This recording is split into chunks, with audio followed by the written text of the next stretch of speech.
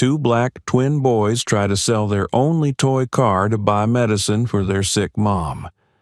They are ignored, threatened with foster care, until a mysterious millionaire shows up.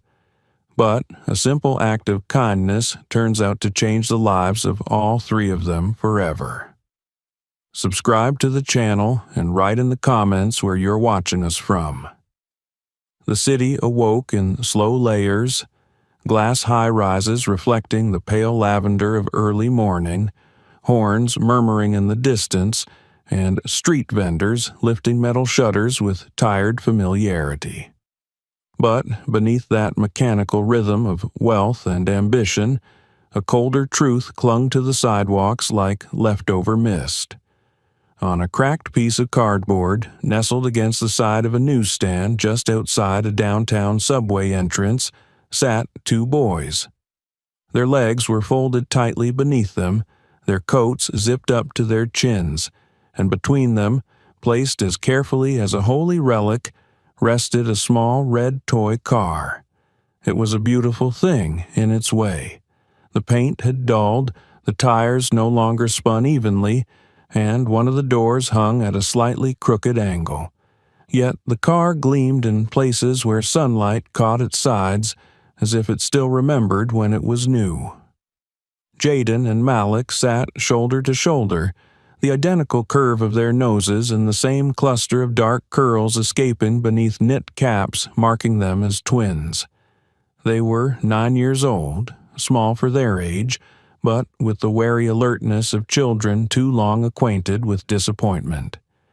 Malik was shivering slightly, his breath visible in the air, but he didn't complain. Jaden kept glancing up at the passing adults, hopeful. A handmade sign rested beside the toy. For sale. We need help. Our mama is sick. Some people slowed down to read it, some didn't. A woman in a business suit passed them without a glance, her heels clicking against the pavement. A man with earbuds in looked right through them. Occasionally, someone tossed a quarter or $1 onto the cardboard, misunderstanding the point. Malik tried to hand one of them the car once, but the man waved him off, already walking away. "We should go home," Malik muttered, his voice barely above a whisper. "Mama's gonna worry." Jaden didn't respond at first. His fingers were wrapped around the car, his thumb tracing the outline of the door, the chipped hood, the missing antenna. "We can't," he said. "We still don't have enough for the medicine." The night before, their mother's cough had turned wet and rasping. She'd barely made it to the bathroom. They'd sat with her in the dim light of their living room, listening to her wheeze. When the coughing finally stopped, she'd fallen into a half-sleep that felt too quiet. They knew what the doctor had said a month ago, that she needed to return for more treatment, that the hospital wouldn't take her again without insurance or payment.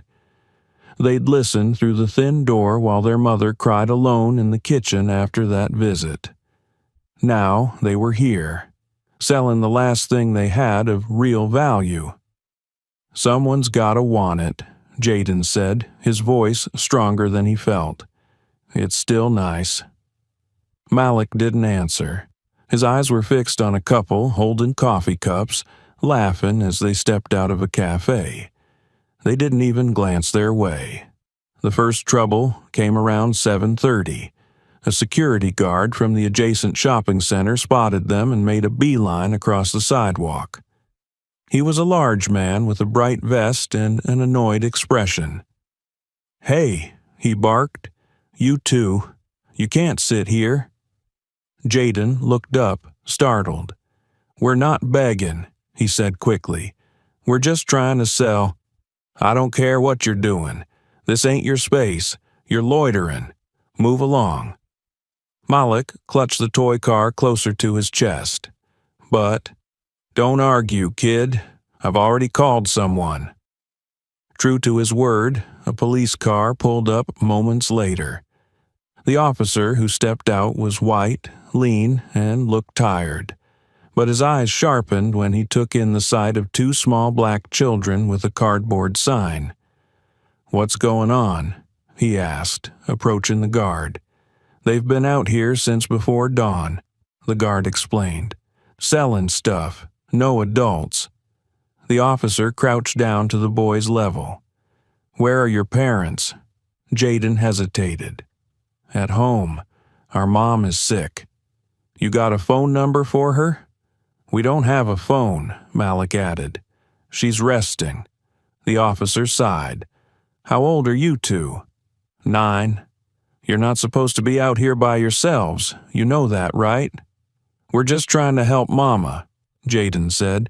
"We need to get her medicine." The officer exchanged a look with the guard. "I'm calling child services," he muttered. "Can't leave them out here." Jaden's face drained of color. "No, please, don't take us. We have a home. We're just trying to help." The officer's phone was already in his hand. That's when a voice cut in. "I'll take it." The three adults turned at once. A tall man in a dark overcoat stood at the edge of the scene, his features shadowed beneath the brim of his hat. His voice was smooth, measured, but something about it carried authority. "Excuse me?" the officer said. "I'll take the car," the man repeated. "They're selling it, yes?" Jaden blinked. Yes, sir." The man stepped forward, pulling out a slim wallet and extracting $200 bills. "Here," he said, extending the money toward Jaden. "Fair price, I assume." Jaden stared at the bills. It was more than he'd hoped for, more than he could imagine. He glanced at Malik, who nodded slightly, eyes wide. Slowly, with both hands, Jaden held out the toy car. The man took it gently, as though it were something precious. The officer hesitated, then stepped back. "Well, looks like they're done here." The guard huffed but didn't protest. Within moments, the police car was gone. The crowd that had gathered began to dissolve. The man looked at the twins one last time, then turned and walked away. Malik clutched the money. "Jay, we did it." But Jaden didn't move.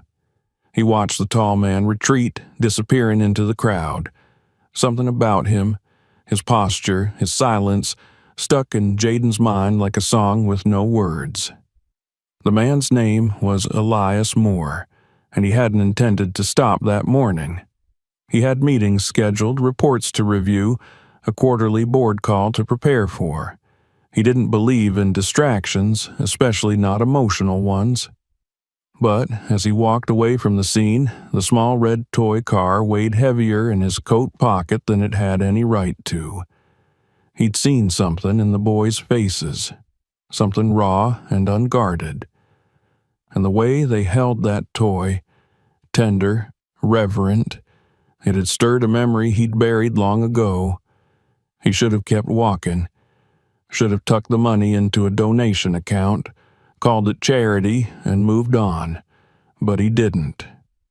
At the next corner, he turned and hailed a cab. "Follow them," he told the driver quietly. "What?" "The boys, the ones walking away, stay back. Just don't lose them." The driver hesitated, but the crisp bill Elias handed him ended the argument. They followed from a distance, through narrowing streets, into older parts of the city that Elias hadn't visited in years. Eventually, the twins disappeared into a weathered apartment building with boarded windows and graffiti curling around the doors. Elias stepped out of the cab and stood for a long moment on the cracked sidewalk, staring up at the building. He shouldn't be here. But he entered anyway. 4 flights of stairs, dim light, peeling paint, the smell of mildew and fried onions. He found the door easily. The sound of coughing led him there. He knocked once. Silence. Then shuffling. The door opened a crack. Jaden's face appeared, eyes widening. "It's the man from the street," he whispered. Malik appeared beside him. Behind them, Elias could see a small, cluttered living space, A worn mattress on the floor and a woman lying there, her face pale, sweat glistening on her brow. "Can I come in?" Elias asked, his voice softer now. The boys hesitated. Then Malik stepped aside. Inside, the air was heavy. The woman tried to sit up but failed. "Her name's Ava," Jaden said. "How long has she been like this?" Elias asked. "Days, maybe more," Malik answered. Elias knelt beside the mattress, touched her forehead. "Fever. High." "She needs a hospital," he said. "We can't," Jaden started, but Elias was already pulling out his phone. Within minutes, he had a private ambulance en route. "You already sold me your car," he said, standing. "Now it's my turn to help." The boys didn't argue. They only watched, eyes wide and uncertain, as the man who had been a stranger lifted their mother into his arms. None of them knew it yet, but a door had opened. One they could not close. The ambulance arrived in less than 20 minutes, a sleek, silent vehicle that barely belonged on the crumbling street. Neighbors peered through torn curtains as uniformed medics emerged, lifting Ava Wilson onto a stretcher with the practiced efficiency of people used to emergencies. She murmured faintly, her hand twitching toward the boys, but her eyes never quite opened. Jaden and Malik clung to each other near the doorframe, wide-eyed and unmoving. Elias stood nearby, speaking quickly into his phone, arranging for a private hospital admission before the stretcher had even reached the sidewalk. When the back doors of the ambulance closed with a muffled thunk, Elias turned to the twins. He wasn't entirely sure what he was doing. He only knew that he couldn't leave them here. The apartment, with its broken heat, flickering light bulb, and refrigerator humming too loud, felt more like a place abandoned than a place lived in. Jaden's hand trembled slightly as he gripped the crumpled wad of bills Elias had given him hours ago. "You'll come with me," Elias said, "just for tonight." The boys looked at each other unsure. "We can't leave Mama," Malik said. "She'll be taken care of," Elias replied, "at the hospital. The best doctors. You'll see her tomorrow, but you shouldn't be here alone." Jaden bit his lip, but finally nodded. He didn't want to cry in front of the stranger, but he didn't want to stay in the cold, empty apartment either. The ride to Elias's estate was silent. The twins sat close together in the back seat of the car, their small bodies tense, their eyes darting from the passing buildings to the expensive interior around them. Elias sat in the front beside the driver, speaking only once to confirm that the guest bedrooms would be prepared. By the time they reached the house, night had fallen. The driveway curved through manicured hedges and past motion-activated lanterns that glowed as they approached. The mansion itself stood wide and stately, its windows glowing softly. The boys stared as they climbed the steps, their sneakers scuffing lightly against the stone. Inside, the warmth was immediate, almost shocking after the chill of their apartment. The foyer rose high above them, the ceiling lost in shadow, a chandelier gleaming like a frozen waterfall overhead. A staircase wound upward in a graceful spiral. Plush rugs muffled their footsteps. Everything smelled faintly of lemon and polished wood. A housekeeper, a woman in her 60s with sharp eyes and silver-streaked hair pulled into a knot, approached them. She glanced at Elias, then at the children. "These are our guests," Elias said. "They'll be staying for a few days." She raised one eyebrow but said nothing. With a slight nod, she motioned for the boys to follow her. They trailed behind her in silence, past paintings they didn't dare look at too closely, down a wide hallway to a guest room that looked larger than their entire apartment. 2 twin beds stood neatly made, their white linens crisp and untouched. A dresser with brass handles, a small writing desk, and a door leading to a private bathroom completed the space. "There are towels in the closet," the housekeeper said, her voice clipped. "Toothbrushes in the drawer. Mr. Moore will be down the hall." Then she left. Jaden sat on the edge of one of the beds, blinking at the perfectly arranged pillows. Malik stood near the door, uncertain whether to take off his shoes. "Do we really sleep here?" Malik whispered. Jaden shrugged, then slowly lay back, staring at the ceiling. He felt the softness of the mattress beneath him, so unlike the fold-out sofa he shared with his brother at home.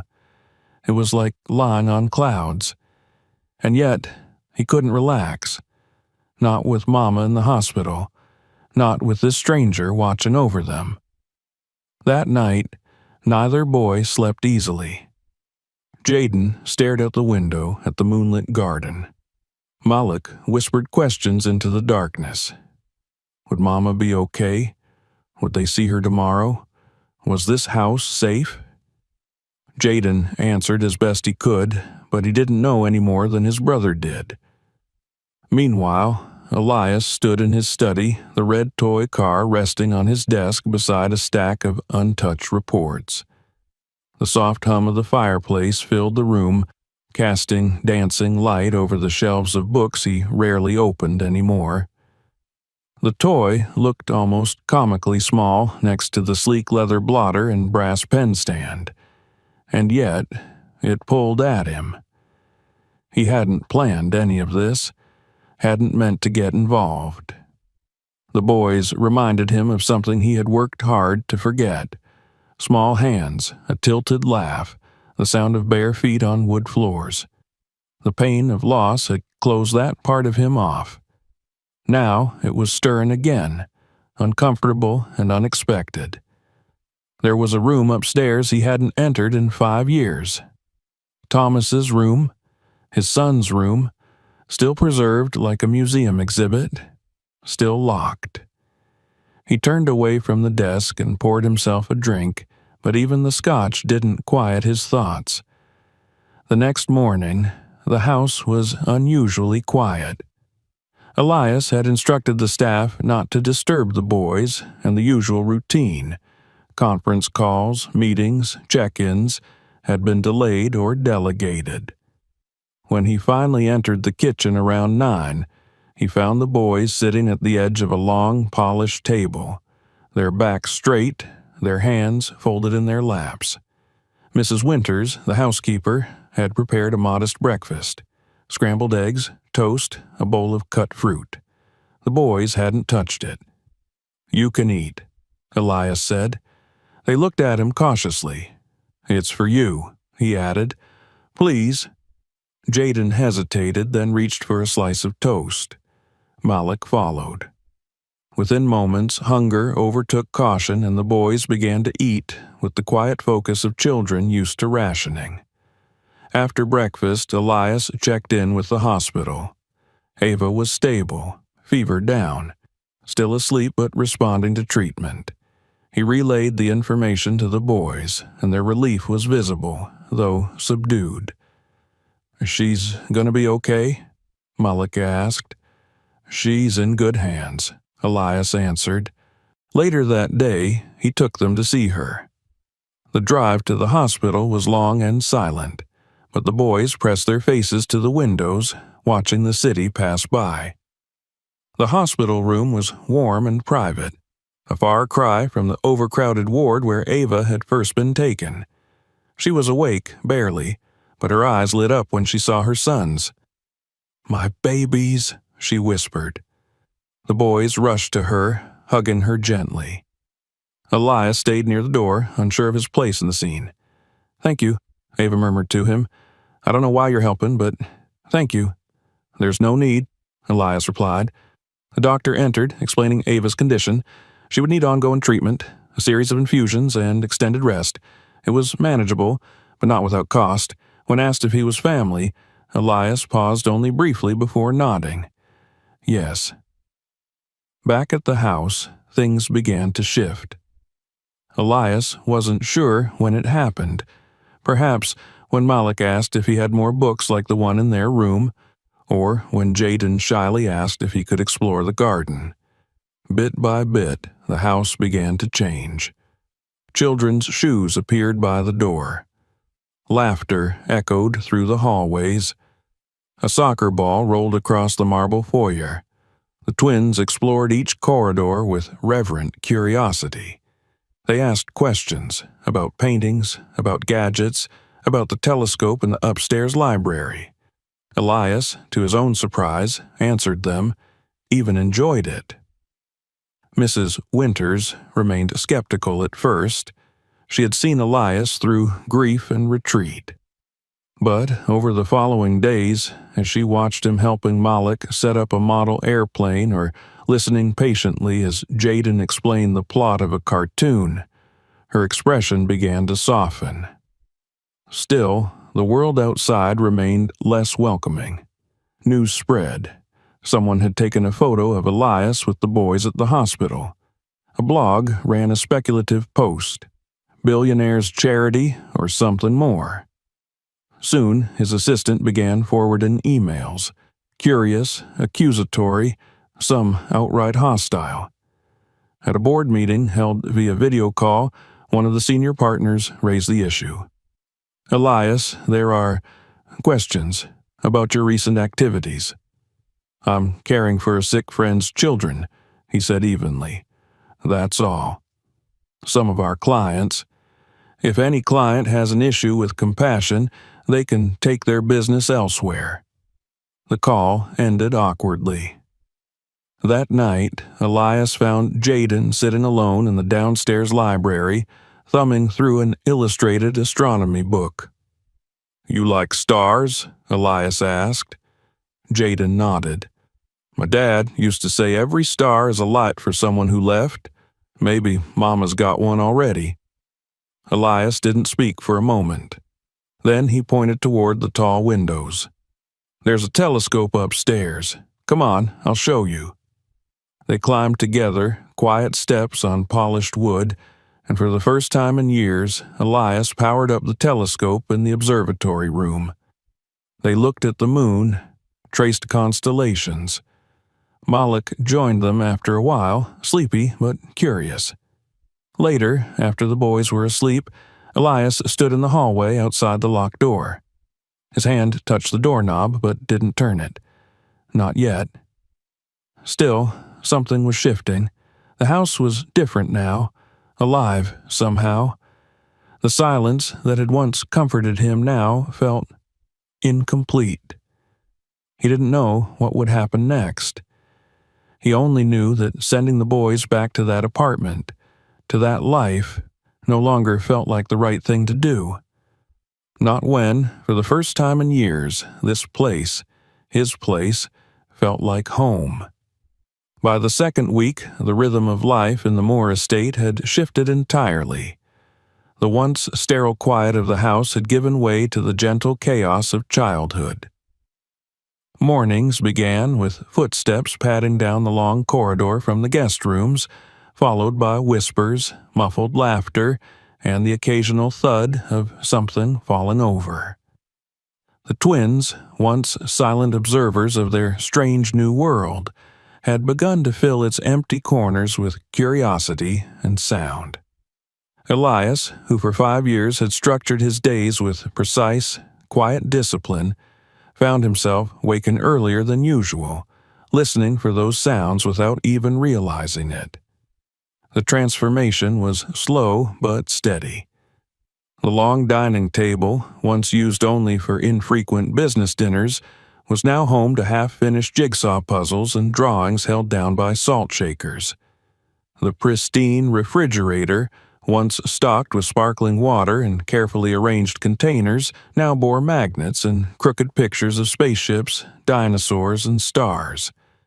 A soccer ball lived near the front door, scuffed and grass-stained, and sometimes rolled across the marble tiles on its own accord.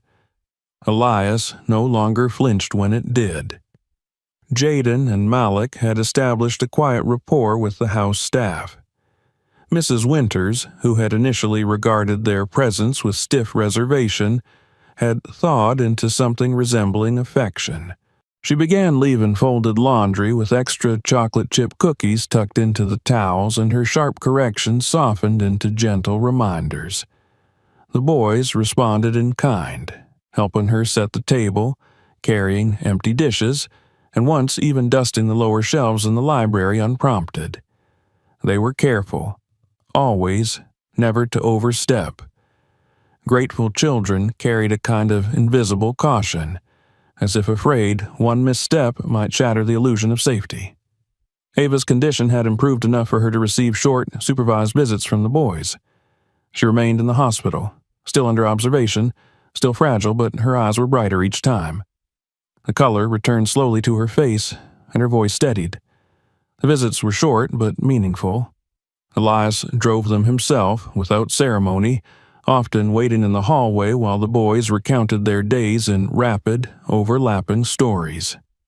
Ava always asked Elias for updates about their eating, their sleeping, their behavior, and he answered with quiet assurance.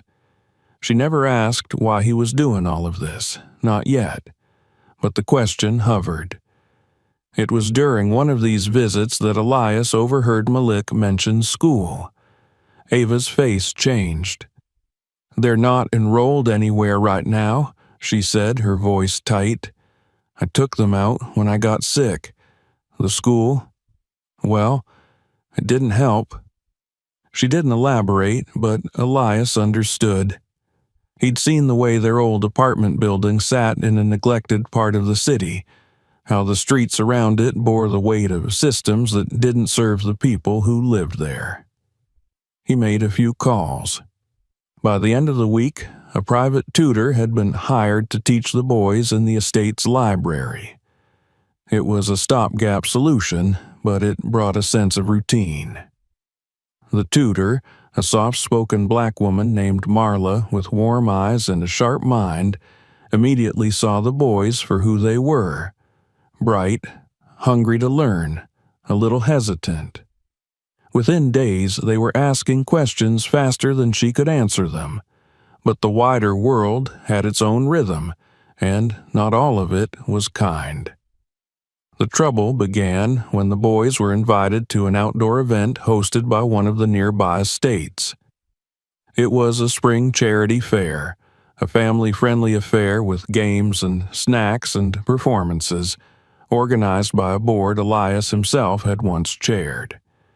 Jaden and Malik had been excited, especially when they learned there would be telescope stations and a science tent. Elias accompanied them personally, wanting to give them the full experience. But almost immediately, something shifted. Parents who had once greeted Elias with easy warmth now hesitated, glancing between him and the boys. One woman stiffened visibly when Malik approached her son with a ball. A man Elias had known for years pulled him aside near the refreshment table. "It's admirable," the man said, tone measured, "what you're doing for them. But some folks are talking, wondering what message you're sending." Elias stared at him for a long moment before replying. "I hope I'm sending the message that kindness shouldn't be limited by color." The man chuckled awkwardly and walked away. The final insult came when Jaden and Malik returned from the science tent with downcast faces. They'd been asked to leave. The volunteer running the exhibit said it was too crowded, but they'd seen other kids going in, some for the second or third time. That night, Elias said nothing during dinner, but the lines around his mouth deepened. After the boys were in bed, he stood for a long time in front of the fireplace, the red toy car still resting on the mantel. He turned it over in his hand, remembering how Jaden had passed it to him, trusting. Remembering how Malik had looked at him the day they met with guarded hope. The next day, Elias arrived unannounced at the private school down the road, the same one many of the neighborhood children attended. He asked for the admissions director and scheduled an appointment. When they met, he spoke plainly. These boys are bright, disciplined, curious. If you deny them access on any grounds unrelated to merit, I'll take the matter to the press, the school board, and the donors' circle, and I'll win. The director, a polished man in his 50s, smiled thinly. There's a waiting list, Mr. Moore. I'll buy a building, Elias said, standing. Add a wing. You'll find space. 3 days later, Jaden and Malik were enrolled for the fall, but even victories came with echoes. That evening, Elias found Ava sitting up in her hospital bed, reading. The boys had just left. He handed her a thermos of tea and sat beside her. "You're going to change their lives," she said. He didn't answer. She studied him. "But are you ready for what that means? This isn't just a kind gesture anymore." "I know. They'll come to see you as more than a benefactor. They already do." Elias looked down at his hand. "I'm trying to do right by them." "You are," Ava said, "but they've lost one father. Don't be another temporary chapter." That night, back at the estate, Elias stood before the locked door. For 5 years, he had refused to open it. Inside were all the things he hadn't had the strength to part with.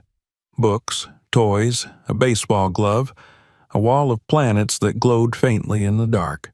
Thomas's world, frozen in time. His hand hovered over the key, then turned. The door opened on a room that smelled faintly of dust and childhood. He stepped inside. The silence was deafening.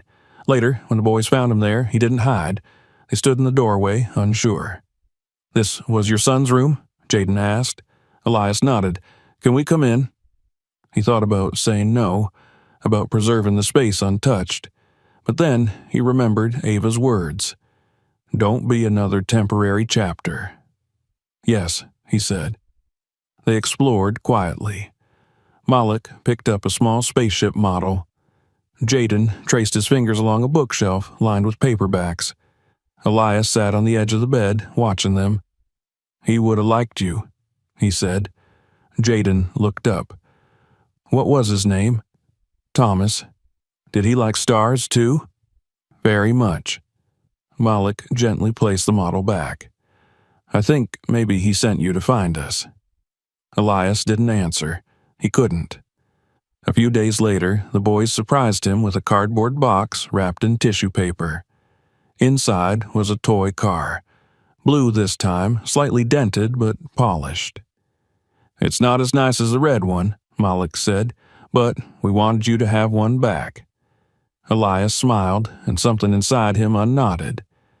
Weeks passed. Ava came home. She was thinner, slower, but her presence steadied the house in a way Elias hadn't anticipated. The boys relaxed more. They laughed louder. They ran through the hallways like they belonged. And maybe, just maybe, they did. But Ava, ever practical, began looking at apartment listings. She cooked dinner when she was well enough, applied for jobs she could manage with her treatment schedule. She never said they were staying. One evening, as they folded laundry together in the sunroom, Elias finally asked, "What if you didn't leave?" Ava looked at him. "Are you asking us to stay?" He hesitated. "Would you?" She folded a shirt slowly. "We've been temporary guests before, Elias. It's dangerous. For them. For me. You've given them more than anyone ever has, and they love you for it. But I won't let them get used to something that won't last. What if it could?" She didn't answer then, but later that night, after the boys were asleep and the stars were bright through the tall windows, she found Elias in the observatory, staring at the sky. "They deserve roots," she said quietly, "not just shelter." Elias turned to her, eyes tired but clear. "So do I." And for a long moment, neither spoke. There was only the sound of the telescope's quiet whirring as it shifted toward the moon. The house had grown full in ways Elias had not imagined possible. What was once a museum of silence and restraint now breathed with warmth, imperfection, and presence. In the morning, sunlight streamed through the wide windows and caught on cereal bowls hastily abandoned on the kitchen counter. Jackets, too small to hang properly, lined the entry hooks. Laughter spilled down hallways where only echoes had lived before. It was no longer a temporary disruption. It was a life. Yet, beneath the comfort of new routine, change moved like a quiet undertow. Elias could feel it in the way Ava lingered at the dining table late at night, laptop open, scrolling through listings of modest apartments far from his neighborhood. He could sense it in the clipped way she sometimes responded to offers of help, or in the gentle but firm insistence that she would take over school pickup herself once her strength returned. She had begun speaking in future tense. When we move, when I get the job, when the boys go back to public school. He didn't blame her. He understood the logic, but understanding didn't lessen the weight of it. The twins, oblivious to these undercurrents, had settled into the estate with the wholehearted certainty only children possessed. Jaden had taken to spending his afternoons in the garden with a notebook, sketching birds and inventing stories about space explorers. Malik had declared the upstairs guest room his observatory lab, and filled it with Lego constructions and rock samples gathered from the grounds. They argued occasionally, as brothers do, but more often moved like halves of a single thought, reading each other's minds, finishing each other's sentences, and whispering plans late into the night. They still called him Mr. Elias, though recently Jaden had hesitated before saying it, as if unsure whether something else might now be more fitting.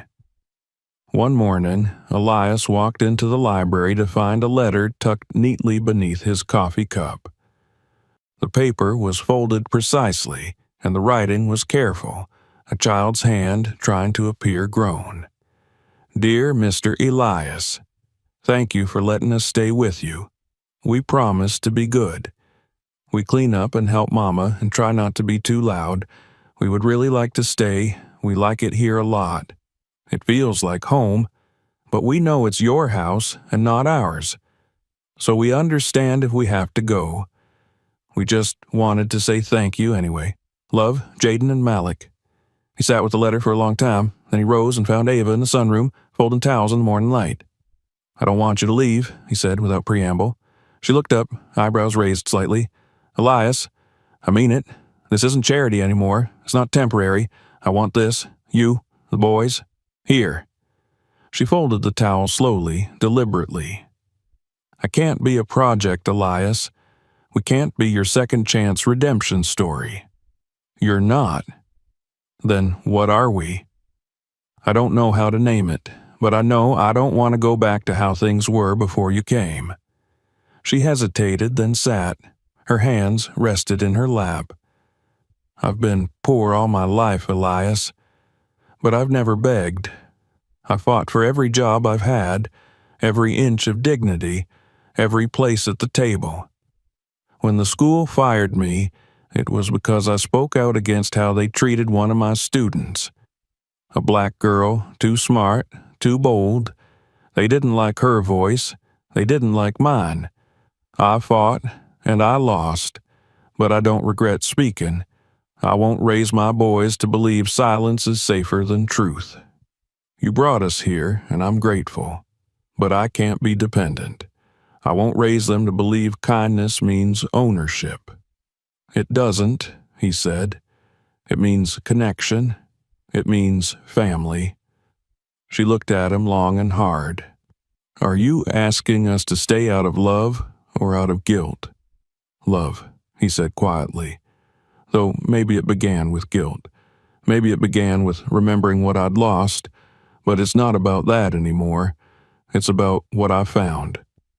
She didn't respond, but her eyes softened. Later that week, he took the twins on a picnic to the lake that bordered the estate. It was a favorite spot of theirs, tucked between weeping willows and a curved dock that creaked when you stepped too quickly. The sun was warm but not harsh, and the breeze carried the smell of blooming honeysuckle. Elias watched them splash in the shallows, their clothes soaked and muddy, their laughter echoing across the water. He reached into his coat pocket and touched the small box he had been carrying for days. That evening, after dinner, he asked Ava to join him on the terrace. The stars were beginning to appear overhead, and the night air was soft. "There's something I've been meaning to ask," he said. She glanced at him, wary but curious. He took out the box, opened it to reveal a vintage emerald ring surrounded by diamonds. It had belonged to his grandmother, kept locked away all these years in a safety deposit box. He had thought it would never find another home. "I'm not offering you charity or security. I'm offering you a partnership, a family, a home, not just for a while, not because I feel sorry, but because I love you, because I love them, because I want this." Ava stared at the ring, then at him. Her mouth parted, but no sound came out for a moment. "Elias, I know it's fast, and I know it's complicated, and I won't rush you, but I needed to say it." She looked down at her hands, then back at him. "You're not the man I thought you were when we met." He smiled. "I wasn't, but I want to be." She reached for the ring slowly, then paused. "We came into your life when you needed something, even if you didn't know it. You gave us a place to heal. Maybe it's time we gave you one too." And then she slipped the ring onto her finger. When they returned inside, the boys were still up, despite protests earlier that they were definitely going to bed on time. They looked up as the door opened and Jaden's eyes caught the ring on his mother's hand. "What's that?" he asked, eyes wide. Ava smiled. "Mr. Elias asked us to stay, forever, as a family." Malik gasped. "Does that mean you're getting married?" Elias nodded, a lump in his throat. "If that's all right with you two." The boys didn't hesitate. They rushed forward, hugging them both. Jaden whispered, "Can we call you Dad now?" Elias knelt down to their level. "Only if you want to." They did. The days that followed were a blur of preparations. Not for a grand wedding. Ava refused the notion of spectacle, but for a ceremony in the garden, among close friends and neighbors who had seen the transformation quietly unfolding in the Moore estate. There were flowers, music, a simple arch, and two small boys in matching suits holding the rings. Elias stood beneath that arch, hand in hand, with the woman who had walked into his life with her tired eyes and unshakable strength, flanked by the boys who had taught him how to live again. When he looked out at the small crowd, he saw Marla, the tutor, smiling through tears. He saw Mrs. Winters standing stiffly in the back, dabbing her eyes with a handkerchief. He saw the board member who had once questioned his judgment, now applauding with genuine warmth. But mostly, he saw Thomas. Not in body, but in spirit. In the joy of a family reborn. In the laughter echoing through rooms that once knew only silence, and the courage it took to open a locked door and let light in. That night, as the sun dipped behind the trees and the house filled with soft music and footsteps, Elias stood by the mantel where the red toy car still rested. He picked it up, held it in his hand, and smiled. It had begun with a small gesture on a cold morning, a transaction, a toy exchanged for hope. But in the end, it wasn't the car that had changed everything. It was love. It was family. If you enjoyed this story, make sure to subscribe for more. Don't forget to check out our other videos, and if this one moved you, Share it with someone who needs to hear it.